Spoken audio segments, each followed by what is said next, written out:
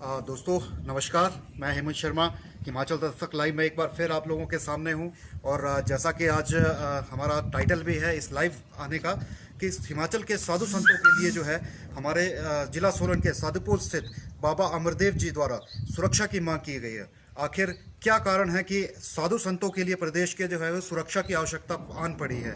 और जैसा कि आपको पता है, महाराष्ट्र में जो है वो दो संतों को जो है भीड़ ने पीट पीट कर मौत के घाट उतार दिया, उनकी निर्मम हत्या जो कर दी थी।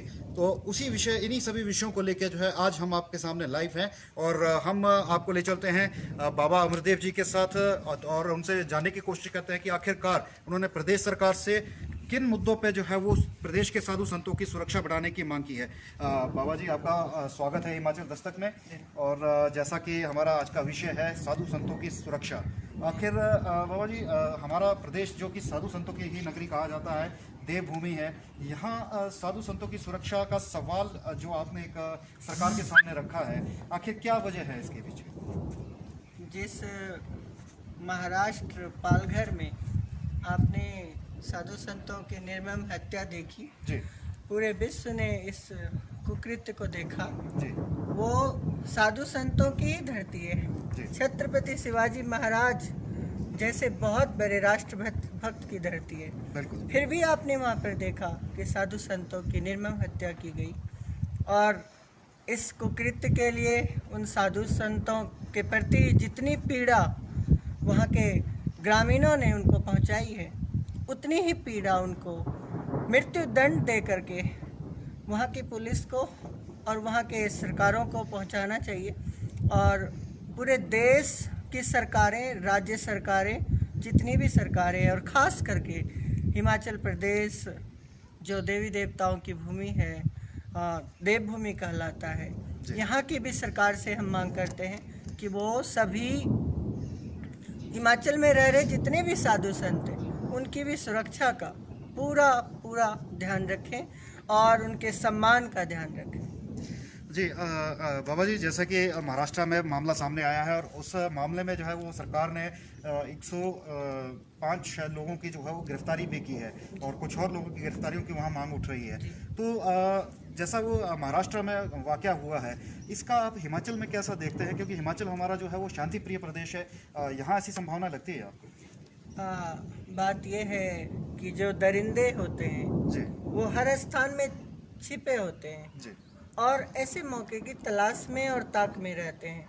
वो कहीं पर भी किसी भी तरह की हरकत कर सकते हैं। साधु संत चूँकि उनका कार्य ही समाज में हर वर्ग में, हर कोने में, हर क्षेत्र में जा करके यज्ञ, हवन, पूजा करना है, इसलिए उनकी सुरक्षा का विशेष ध्यान रखा जाना चाहिए। क्योंकि अगर साधु संतों के प्रति भी ऐसी भावनाएं समाज में हो गई है तो फिर इसके लिए तो हिमाचल प्रदेश तो दुर्गम इलाका है। हिमाचल प्रदेश तो ऐसा क्षेत्र है जहां अनेकों जगह इतनी दुर्गम है कि वहाँ पुलिस भी नहीं पहुँच सकती।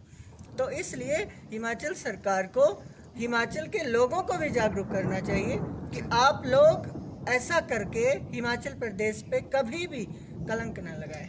बाबा जी, हम जानना चाहेंगे कि आपने जो प्रदेश सरकार से मांग रखी है उनके मुख्य बिंदु जो है आप हमारे दर्शकों के साथ साझा करें। क्या आपने उसमें मुद्दे रखे? हमारा सबसे बड़ा मुद्दा ये है कि हर पुलिस, हर जिले के जो हिमाचल पुलिस है वो हर जिले के एसपी से ये कहें कि आपके पूरे क्षेत्र में जितने भी मंदिर हैं, साधु संत जहाँ वो निवास कर रहे हैं, वहाँ की पूरी सुरक्षा, वहाँ के लोगों की देखरेख, वहाँ पर के लोगों को, बल्कि वहाँ के स्थानीय प्रतिनिधियों को, क्योंकि जैसा कि आपने महाराष्ट्र में देखा है, वहाँ पर स्थानीय प्रतिनिधियों के मिली भगत के कारण ये हमला हुआ है और उनकी आंखों के सामने हुआ है। इसलिए उनको भी ये हिदायत दी जाए कि अगर आपके एरिया में, आपके क्षेत्र में ऐसी कोई भी घटना घटेगी तो आपको बख्शा नहीं जाएगा। ये सबसे बड़ी बिंदु है।